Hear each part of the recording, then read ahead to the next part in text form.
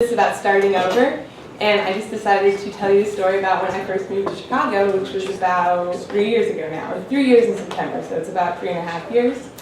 And so I just graduated college, like a little bit of backstory, so I just graduated college, I was so excited, I was like, I'm going to finally be an adult. I actually got a job. It was 2011, so I actually got a job out of college. All my friends, they were like, oh my God, you got a job, because most of them were like unemployed and moving back with their family. I was like, yeah, I got a job, someone hired me, I'm going to have a salary. I'm like, I'm going to be an adult. And so I went home for a little bit so I could fully prepare for this. Like I went home for 2 months. You know, I got an apartment in Chicago. I even like found out my zone. I got my zone sticker. Yes. I called ComEd. Like, I am never this prepared. I have never been this prepared in my life. And I even packed my car a day early. Like I'm usually like last minute packer. Like for the first time in my life, I did not procrastinate. I was like, I'm going to be an adult. I'm going to start this off right. So first thing, I am driving here with my mom, and I'm originally from Wyoming. So we're driving through Wyoming in September. It's really cold in the mornings. And about like 30 minutes into our drive, like the heater breaks. And it's really weird because I have an older car, and the one thing that always works on it is the heater. So we're like grabbing all my clothes out of like the bags that are on top, because of course like the jackets and the mittens are on the very bottom. So we're driving with like socks on our hands. I'm like, whatever, we're moving to Chicago, I'm not gonna deal with this shit anymore. And so 2 days later we get here, and you know, I get to like my leasing office, I get my parking permits, and I go to get like my apartment, and I press the elevator button because I'm on the 6th floor, which is the top floor, and it's broken. And I was like, wait, you know, what's going on? There's like some people in the building. I was like, hey, does this happen often? Like, is it usually broken like this? And like, no, this has never happened before. This is so weird. This is such a great apartment complex. And so, long story short, I had to haul all my stuff up 6 flights of stairs, which was great because, you know, I'm in the best physical condition ever. But it didn't matter. I was like, whatever. So I get up there, though. The first time you go up the stairs with, like, the lighter stuff, I get to what I think is my apartment, and there's, like, a wreath on the door. And I was like, well, that's really nice. And then they put a wreath on my door as, like, a welcoming thing. And then I realized that was not my apartment. And I actually had an apartment in the back of the building. So I got, like, a beautiful view of the alley and not, like, the streetway. And so I was like, still, whatever. It's fine. Like, I'm going to be all right. I'm starting my job on Monday. Nothing's going to derail me. And so, like any good, you know, college student, I get to like the bus at 7 o'clock, and like it doesn't show up. And then the next bus doesn't show up. And then there's like more people starting to wait there. I'm like, is this normal? Do the buses not show up? Like, no, this is weird. And people like on their phone, they're calling people, like, I'm going to be late for this meeting. I was like, oh my God, like I know I cannot be late for my first day of work. This is going to look so poorly. You're like, hey, I'm sorry, I'm 30 minutes late. This won't happen again. I know it's the first day and you told me to be early, but whatever. But anyway, so I get there, it's fine, you know, I'm starting my office job, which is of course boring, you know, like most office jobs are. But, and then, like my 3rd day into it or something, I go to log on to my computer, and all of a sudden it says that I can't log on because I'm not an employee there. And I was like, wait, what? And so then I go talk to my manager, and she's like, oh, that's weird. And then like I started talking to other people, like, no, like you should be able to log onto your computer. I'm like, well, I can't, you know. And so basically, they messed up my social security number, and so technically I wasn't employed by the company. And since technically I wasn't employed by the company, no one had ever had this problem before, so no one knew how to like contact about it.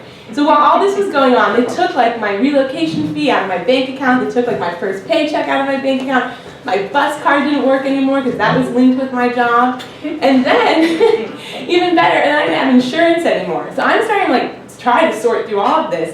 And at the same time, my manager, you know, you think that she'd be a little bit lenient. She's like, well, I know you can't log onto your computer, but you know, you're gonna still have to get this work done. And I was like, bitch, technically I don't even work here, so. And, so while this is happening, I'm like, whatever. You know, obviously like, I'm complaining to my mom, my sister, because that's what you do. And my sister's like, well, what about your apartment? Like, isn't it super cute and all this stuff? And my apartment is actually like a shithole. Like, nothing works. Like, the tub is clogged, like, the sink is falling apart. And, like, after my first week, I came home and I had the worst smell in my apartment, and my refrigerator was broken. And I was like, you've got to be kidding me. Like, so now I'm pretty much getting pretty worn down by all this. And I probably would have been all right. But in my first week there, like my first 2 weeks there was this other girl who started at the same time as me, and her life was so seamless. Like, I don't want to stereotype anyone, but she was like a sorority girl, and she had her sorority sisters, and she was a really nice person, but everything was just so easy in her life. Like, she's like, oh my God, so this weekend I went out to the barn, I met so-and-so. Like, so what did you do this weekend? I was like, oh, I tried to get my refrigerator fixed. I tried to make an argument that it is important to have a functioning refrigerator in your apartment. So anyway, long story short, this just keeps on going on. And I have to spend basically, Jessica's her name, I have to spend 12 hours a day with Jessica because ironically enough, we live down the street together, so we take the same commute to work, and she's also in the cubicle next to me. And so she actually becomes like my best friend because I spend 12 hours a day or so. But just to like articulate how bad things actually got, we got Groupons to go get glasses, and which actually these glasses right here. And they're like, don't worry, it only takes 2 weeks to get your glasses. It never takes any bit longer than 2 weeks. I was like, okay, perfect. And she actually got her glasses within 3 days. And then like 2 weeks were up, and I was like, yeah, so where are my glasses? At this point, now I'm getting pretty bitter about life because, you know, it wasn't everything that I chalked it up to be. But anyway, and then obviously I got my glasses after like 4 weeks or something. And so I started to like, I was a pretty negative person. Like my friends in college, they're like, oh my God, so how is it having like a job? I'm like, no, stay in college forever. Seriously, do not graduate. Like, don't do it. And then this is like so funny because like Jessica, every day that I would see her, she'd be like, oh my God, I just love Chicago. I just love how easy life is here and how great things are. And I'm like, yeah, this is really great. I really love my life.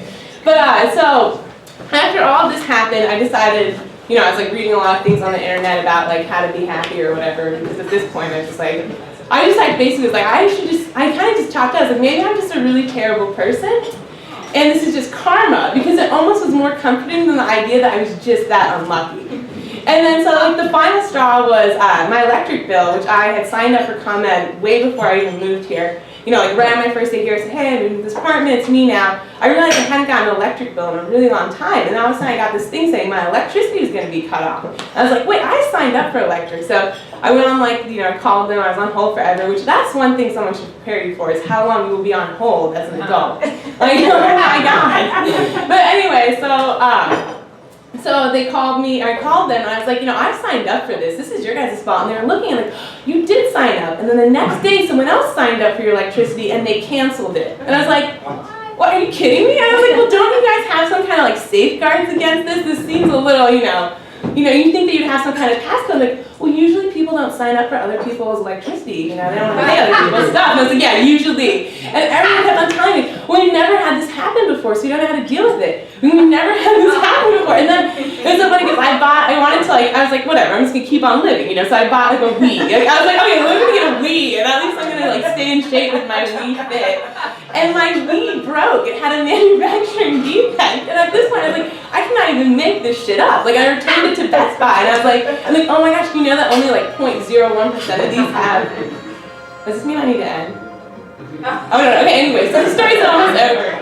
Anyway, so long story short though, I realized that change is like incredibly hard, and I ended up leaving my job at that point. And everyone was like, well, aren't you worried? And I was like, no, because I was like totally unprepared to leave my job, but I remembered how much planning I had done to like move to Chicago and how poorly that had turned out for me. And so it almost made me, like all those events almost made it better for me, because at the end of the day, it actually equipped me to just be like, hey, no, you know what, if I'm not happy with something, I can change. Because starting over is like inevitably really hard to do, because any bit of change is always hard. So it actually kind of worked out in the best, and I mean, I'm still here today, I'm still in Chicago, and I don't have that job anymore, and maybe if things hadn't been so terrible, I would have stuck there for a longer time, and I wouldn't have ended up leaving as soon as I did. So that's pretty much it.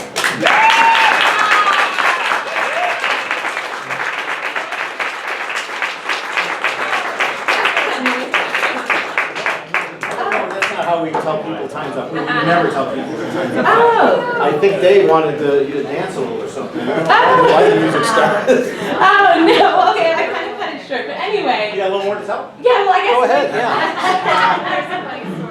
yeah. Like the story of my life. Okay, anyway. But okay, so after I got the Wii and I returned it, like, you know, I was like, God, like, you know, nothing was working out right. And finally one day I decided, like I was at work and I still hadn't, like I was still dealing with pay stub issues, and now it was like literally probably, you know, 2 to 3 months later. And I was like, you know what, I'm just going to change my attitude. I was like, I can't change my situation, but I can change my attitude, and I can change how I'm dealing with this. And so I had this really positive attitude. I left work that day, I sat on the bus, and then a large black lady sat on top of me. And I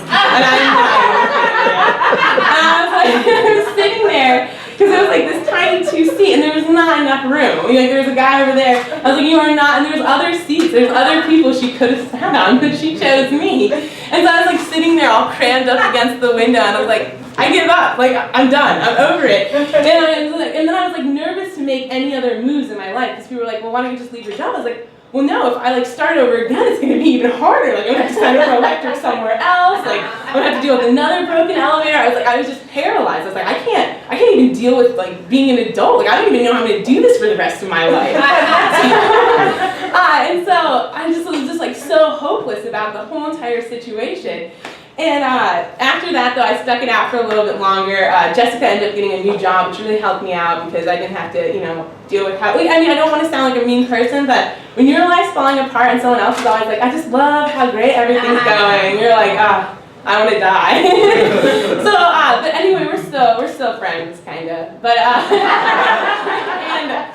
so then a year later, I ended up leaving my job, not because, well, yeah, because I hated it. Not because I hated it, but I did. But also, I didn't have anything planned out. Like, I hadn't planned. Like, before, I had planned every step of the way what I was going to do. This time around, I was just like, yeah, I'm quitting my job. My best friend at the time was like, no, you're not. It's like, yeah, I am. I'm quitting before my birthday. And so I did. I didn't have another job lined up or anything, but I had some savings because, I had a corporate job that paid well. So I had some savings. I was like, I'll just figure it out. And everyone was like, oh, this is a really bad idea. And the day that I quit my job, so I quit, I had nothing lined up. That night I got a call and I got a job offer for a nonprofit. And I was like, well, this is perfect because I just quit my job.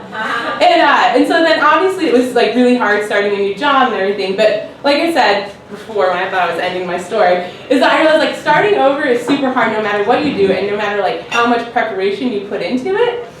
And it's almost good that all those things happened in the past because it made starting over again so much easier because nothing was as difficult as when I first moved to Chicago. Like nothing is compared to that. And then it was just funny because I was at the bar probably like a few months ago and we were playing Would You Rather. And it was like, would you rather be really lucky or be like really intelligent or have survival skills? Like it was literally that blunt. I thought about it for a second because like when I first moved here, I'd be like, oh, I pick luck right away. And I thought about it, I was like, I'd rather be lucky. And the other person's like, you're an idiot. Or no, I said I would rather have survival skills and be intelligent. Like, oh, you're an idiot. Wouldn't you rather just be lucky? It'd be so much easier. And I was like, yeah. But I met someone who was super lucky, and she's really shallow, too. And I was like, so I may have had to deal with all this shit, but like, she'll never have that peace of mind that I had. And I mean, at one point, I remember her saying, she's like, I feel kind of bad because like, I got my glasses before you, and it just seems like you're having such a rough time. And I was like, yeah, I hate you, but now I'm kind of happy that I had the experience that I did, and it's like helped in every other aspect of my life. And now I feel comfortable starting over wherever, so there's that. And I felt comfortable doing this, and starting my story over in the beginning after I ended it. So.